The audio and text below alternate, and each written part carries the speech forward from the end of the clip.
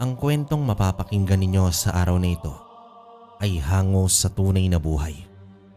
Karanasan ito ni Macario.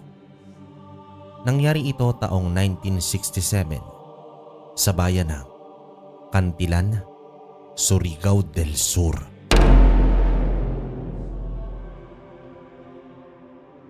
Nang mga panahong ito ay nasa isla ng Dinagat Island nakatira si Macario at ang kanyang lolo na si Pedring. Maagang naulila itong si Macario, kaya't ang lolo Pedring niya na ang nagpalaki sa kanya. Ang ilan sa mga matatanda sa nasabing isla ay parehas na may alam sa lihim na karunungan ng kaliwa at kanan. Tinataglay ng matandang si Pedring ang ilang mga libreta ng mga orasyon, dasal at maging ng ilan sa mga makapangyarihang bertud, at isa na rito ang medalyon ng San Benito.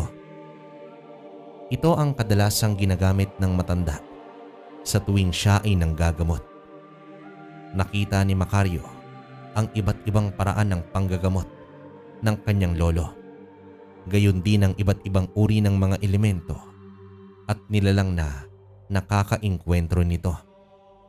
Samantala, isa ang lolo ni Macario na kilala na manggagamot sa kanilang pook ng mga panahong yon. Dahil ng mga panahong din yon, laganap ang mga dayo sa lugar na pumupunta lamang para magbigay ng sumpa, lason, gayuma o di kaya ay karamdaman sa kung sino ang matipuhan nila o sa kung sino ang iniutos ng nagbayad sa kanila para gawin ang mga bagay na yon. Balot ng pangontra ang maglolo. Alam kasi ng matandang si Pedring na posibleng balikan sila ng bawat nakakaengkwentro nila. Macario, apo, kailangang makabisado mo na ang lahat ng itinuro ko sa'yo. Hindi yun basta mga aral lang na isa sa ulo mo. Katumbas ng mga aral na yon ay ang buhay at kaligtasan. Hindi lahat nagkakaroon ng pagkakataon na malaman ang mga kaalamang yon. Kaya pakaingatan mo at isalin sa taong alam mong nararapat kapag dumating ang araw na kailangan mo nang ipamana ang mga ito. Opo, Lolo Pedring. Pero kailan niyo po ba ako hahayaan na magamit ang mga kaalamang yon? Sa totoo lang po, kinakabahan din po ako. Kasi alam kong hindi rin madali ang magiging tungkulin ko kung sakali. Nasaksihan ko na po ang mga panggagamot ninyo mula pagkabata. Kaya't minsan ay nag-aalangan ako sa sarili ko kung makakaya ko bang gampanan yung kung sakali. Ang hirap niyo pong pantayan, Lo. Naiintindihan ko ang sentimiento mo, Apo. Pero tandaan mo, hindi ikaw ang pumili ng tadhana mo. Ang Diyos ang nagbibigay nito sa iyo. At ang magiging tungkulin mo lang ay ang sumunod. Hindi lang ito dahil kagustuhan mo o dahil buhay na natin. Parte na ito ng pagsunod natin sa kagustuhan na may likha sa atin. At yun ay ang sugpuin ang mga alipin ng dilim. Nasa tamang layunin naman po ako, Lo. At may tiwala naman po ako sa mga natututunan ko mula sa iyo. Kung gayon ay simulan mo na rin ang magtiwala sa iyong sarili. Dahil kapag nasilip ng kalaban ng pag-aalinlangan sa puso mo, yun ang pupuntiryahin niya bilang kahinaan mo, Apo. Hindi dapat kalahati o maikling porsyento lang ang tiwala mo sa iyong sarili. Kundi dapat buo.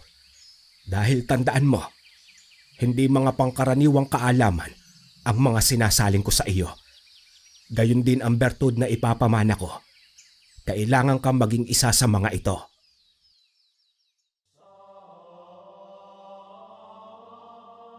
Napakasarap lagi sa pandinig ni Macario ang bawat salitang lumalabas sa bibig ng kanyang lolo. Para bang ang bawat sinasabi nito ay may taglay na kapangyarihang bumubuhay sa patay niyang paniniwala sa kanyang sarili. Sa isip niya kasi, magiging iba ang pakaramdam ng inaaral pa lang na pangyayari. Nang mga panahong yon na hindi pa gaanong kasibilisado ang kanilang lugar, ay madalas ang pagdayo ng mga taong nagtataglay ng mga itim na karunungan. Ang ilan sa kanila ay mga tipo ng mga tao na hindi napapalagay o napapakali kapag hindi nakapambibiktima ng mga inosenteng tao. Kung hindi mga aswang ang ilan sa kanila, ay mga manlalason, mambabarang o mga mangkukulam. Usaring umaalis ang mga ito kapag nakapambiktima na sila. Ngunit sa karunungang taglay ni Mang Pedring, walang distansya kahit saang lupalop ka pa naroroon. Kaya niyang kitilin ang buhay ng kahit na sinong nilalang na nagdulot ng pinsala, na kahit ang pinakamalakas na mangkukulam at mambabarang ay natatapatan niya. Macario, Apo, batid kong hindi mo pa nakakabisado ang lahat ng nilalaman ng mga libro at libretang ibinigay ko sa iyo.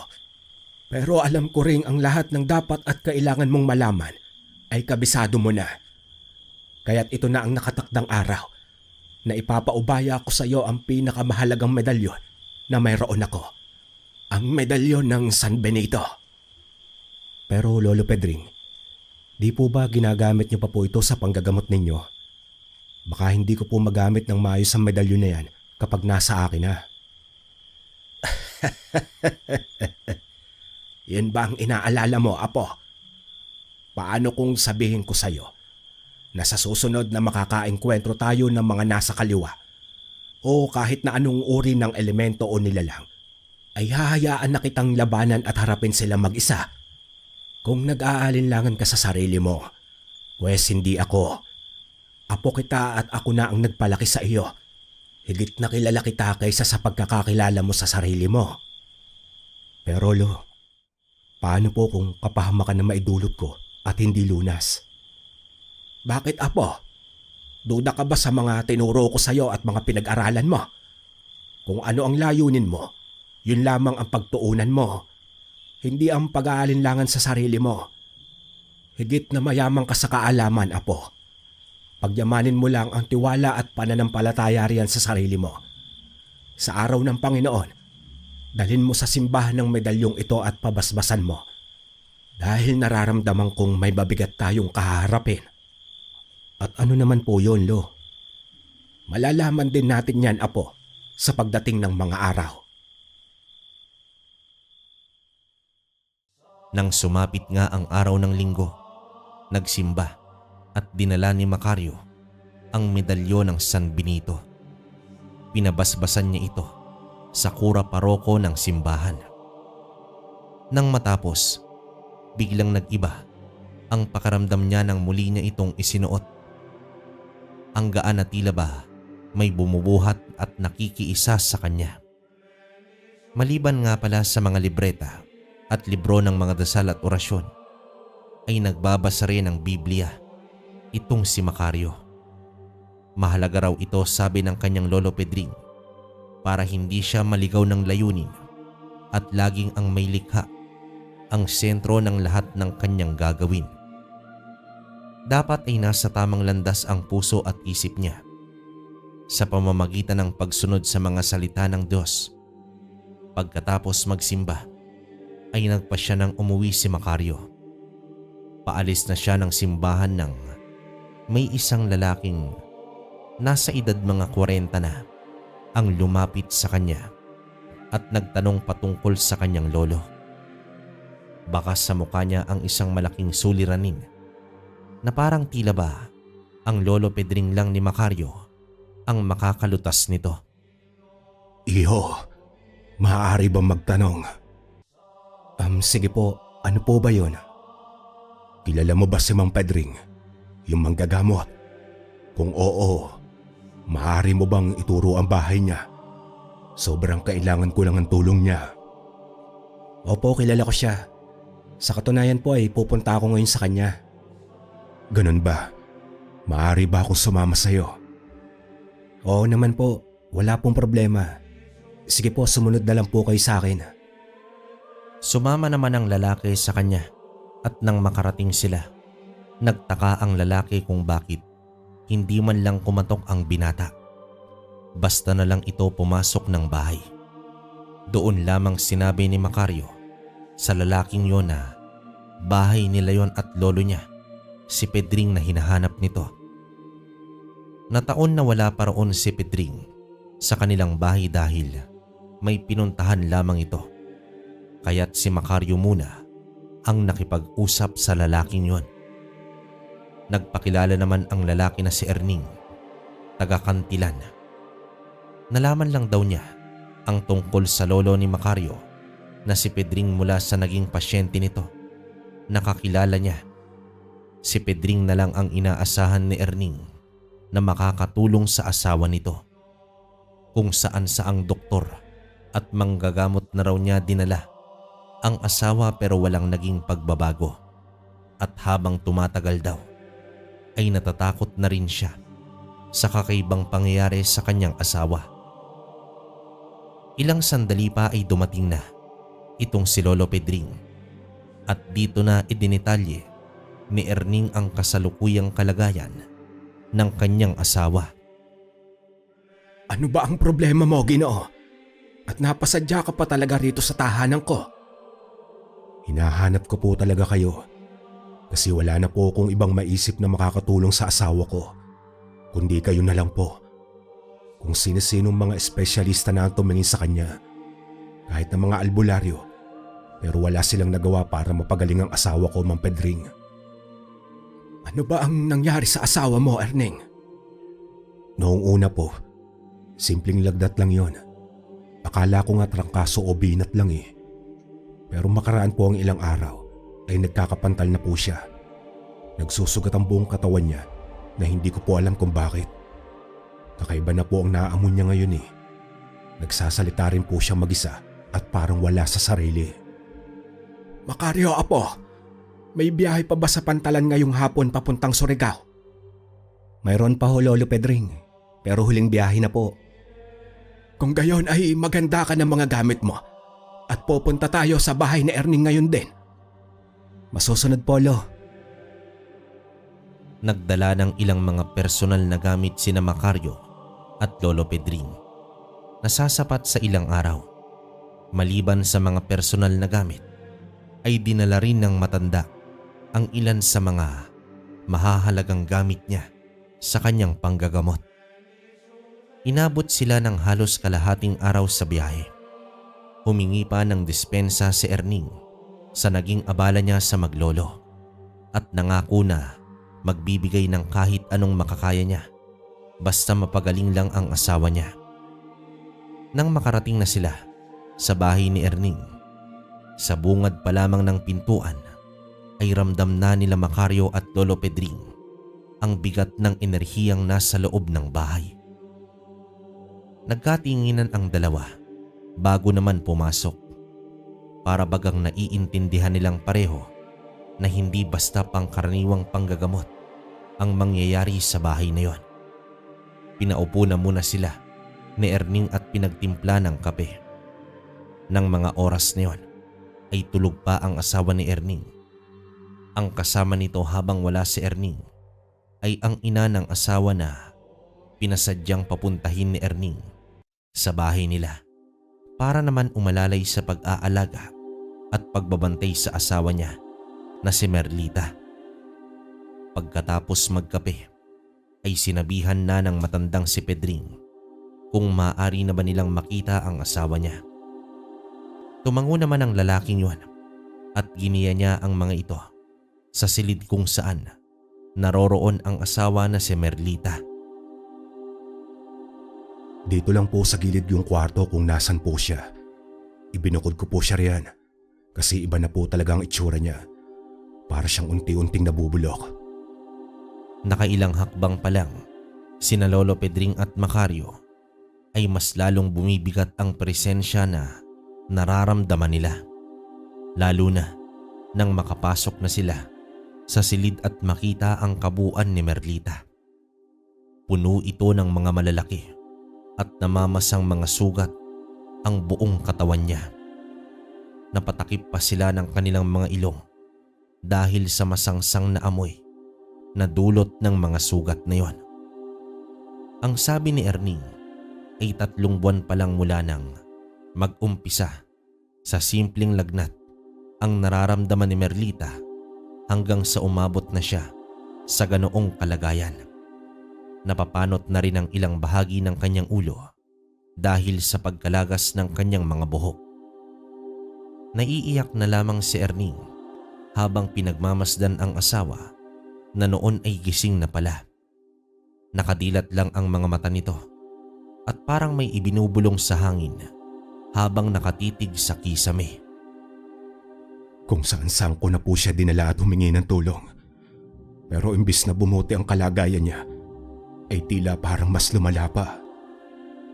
Dahil hindi magagamot ng doktor o kahit na sinong dalubhasa ang asawa mo, Erning. Dahil hindi isang karamdaman ang nasa asawa mo, kundi isang malakas na sumpa.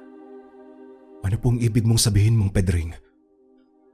Mas malalaman natin yan ngayon. Ikuha mo ako ng batya na may tubig at baon na nyog na may baga ng uling.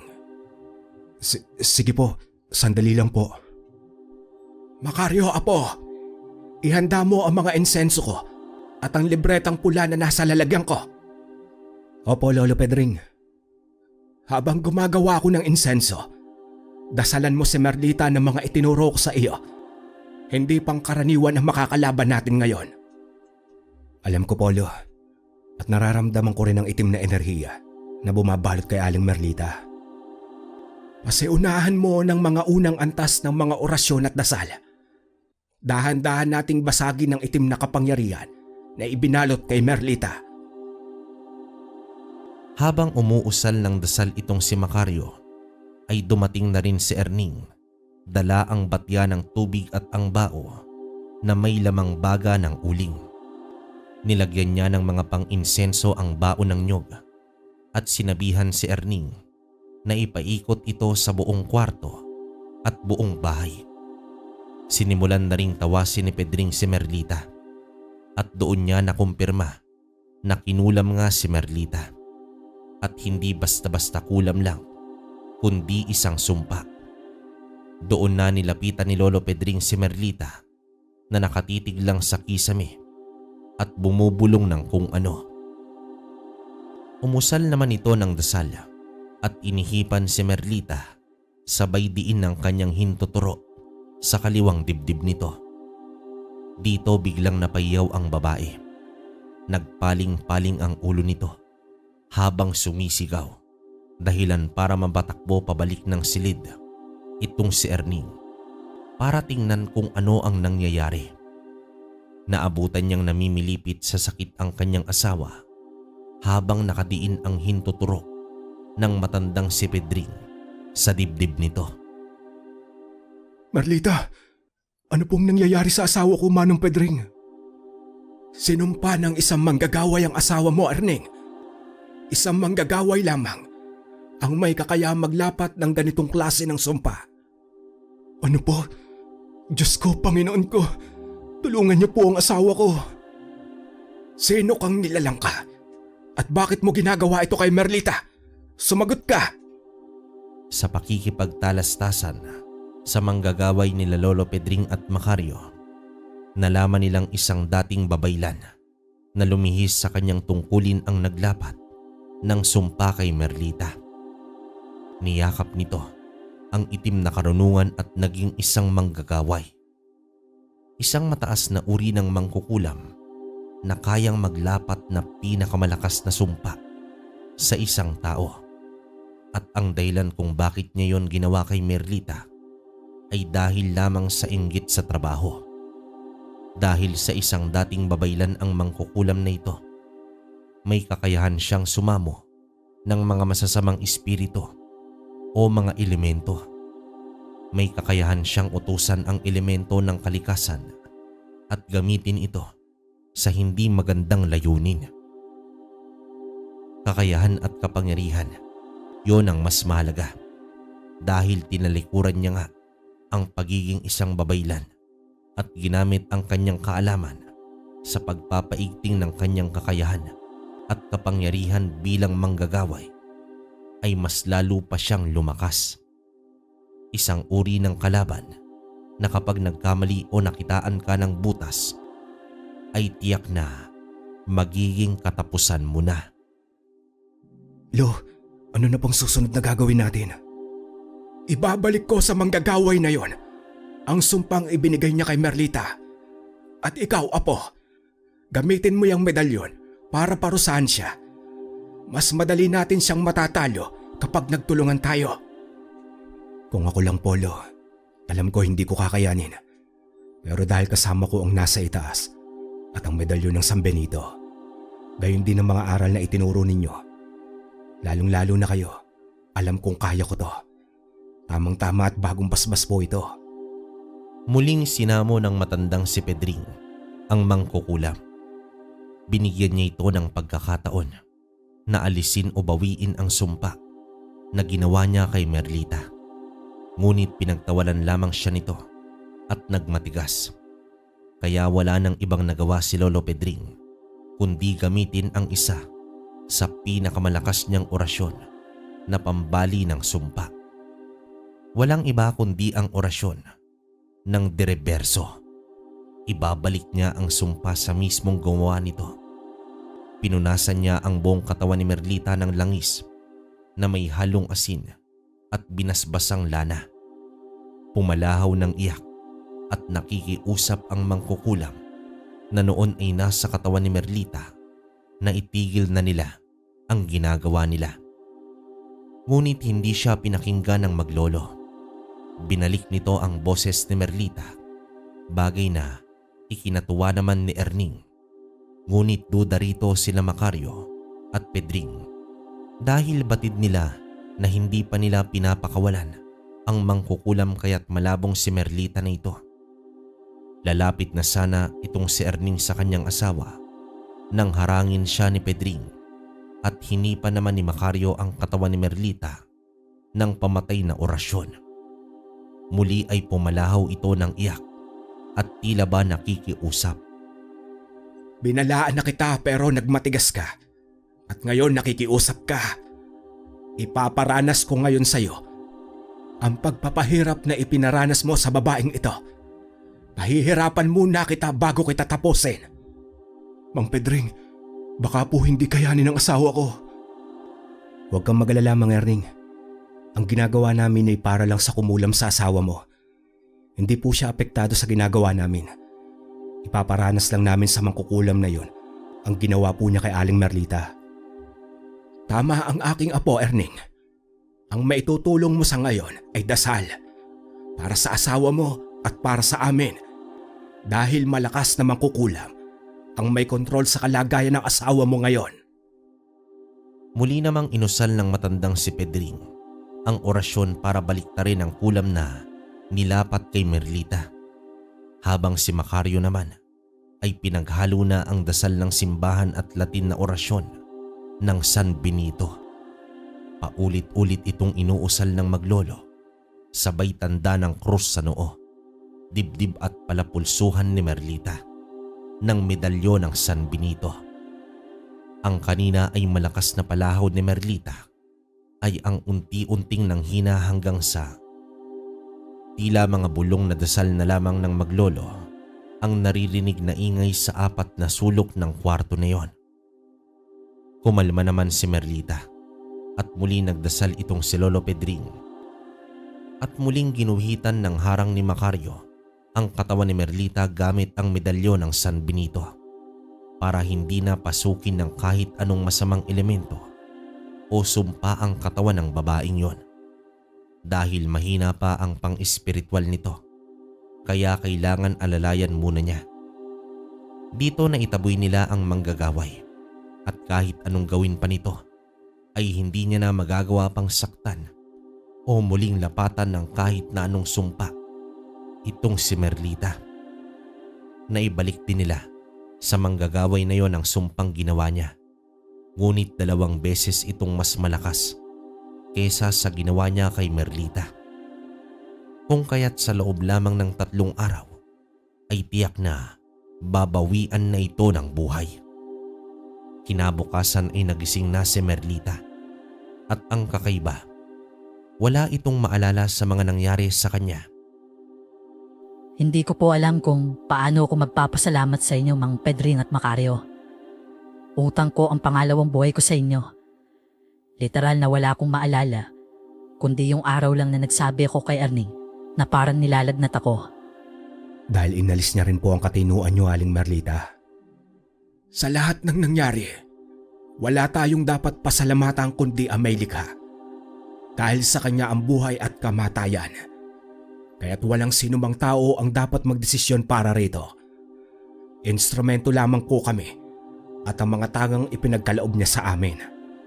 Nang tiyak na nasa maayos na si Merlita, ay umuwi na rin sila Macario at ang lolo niyang si Pedring. Naging isa sa di malilimutang karanasan yon ni Macario, kasama ang kanyang lolo.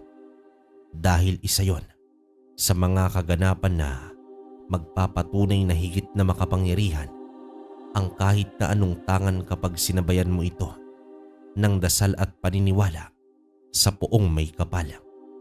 At nasumpungan ito ni Macario sa unang beses na ginamit niya ang medalyon ng San Benito.